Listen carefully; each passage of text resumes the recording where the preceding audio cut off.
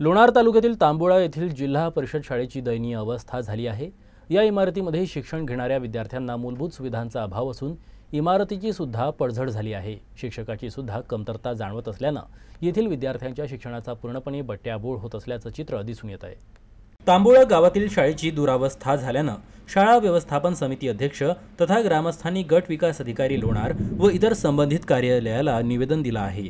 जिल्हा परिषद शाळांमध्ये पिण्याच्या पाण्याची सोय नाही, त्याचबरोबर स्वच्छतागृहे बांधलेली असली तरी ती पाणी नसल्यामुळे फक्त नावालाच आहेत।